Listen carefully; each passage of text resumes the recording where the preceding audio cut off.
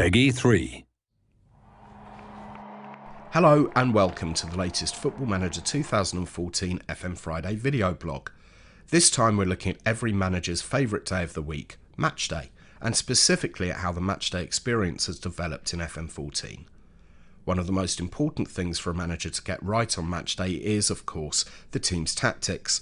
So before we look at the Match Day experience, let's have a look at the new tactics system in FM14.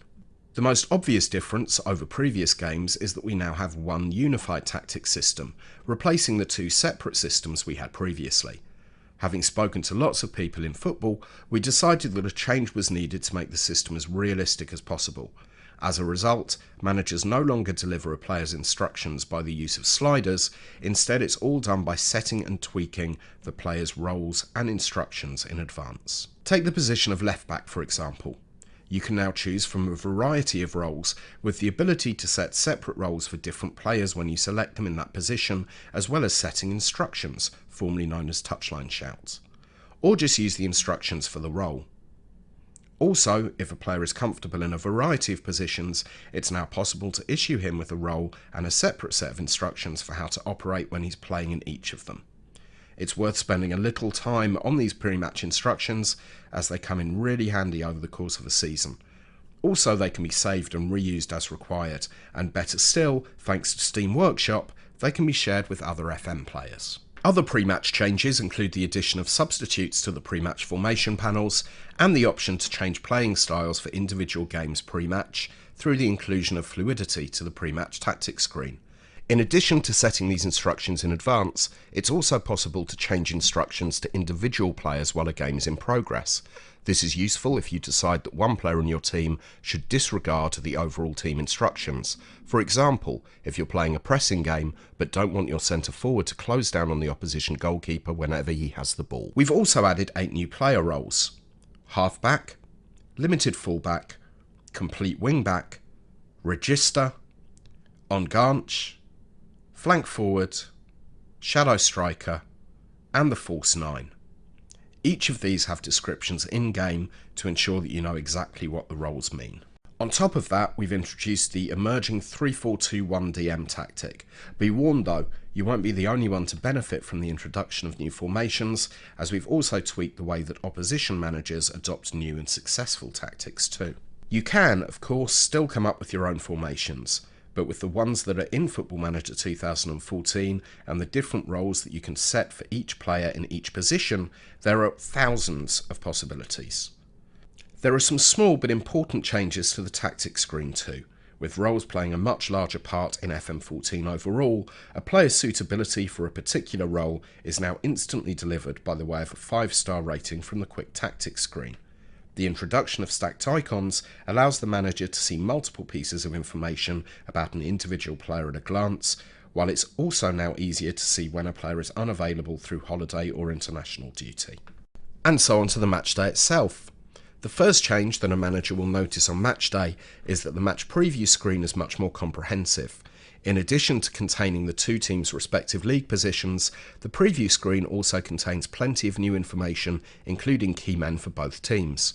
To complement the match preview, we've also introduced a comprehensive pre-match stat pack, which shows a head-to-head comparison between your team and the opposition. This shows a huge range of information, including player comparisons, recent results, and a view of the two clubs' records over the past 10 seasons. Another addition to the pre-match information is that managers can now see a list of their forthcoming fixtures, rather than just information on the next game. This will be a big help when managers are deciding when to rest key players for important upcoming fixtures. The all-important pre-match team talk has also been further developed for FM14. Players now respond more realistically to the manager's talks, and we've made it easier for a manager to understand why players respond in the way that they do. We've also improved the team instructions, which relate directly to dealing with specific threats from the opposition. The change that will possibly have the biggest impact on how matches look in FM14 is the improved lighting. This is improved for all conditions, whether a game is being played under floodlights, in torrential rain, or in overcast conditions. You'll also find that the match ball is easier to see, particularly with the yellow winter ball, which is used in many leagues during the colder months.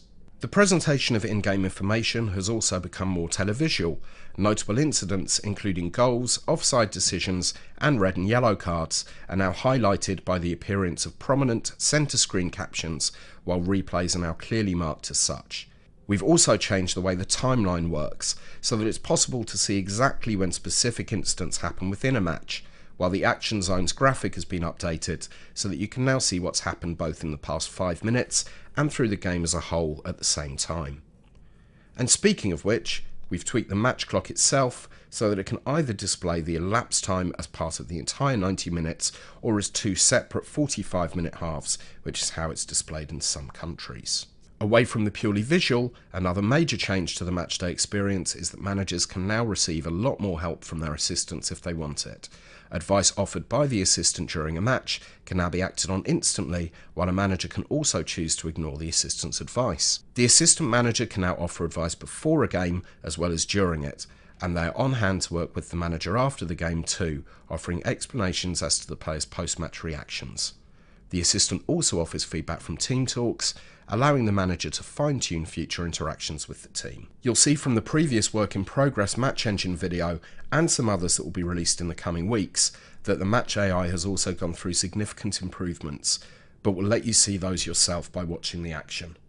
These are just some of a whole range of below the hood and above the line optimizations which make this the best looking and performing FM Match Engine yet. You can find a roundup of all the other features that we've announced this week on www.sigames.com, and we'll be teasing features each day via both my Twitter account @MilesSI and the @FootballManager Twitter account.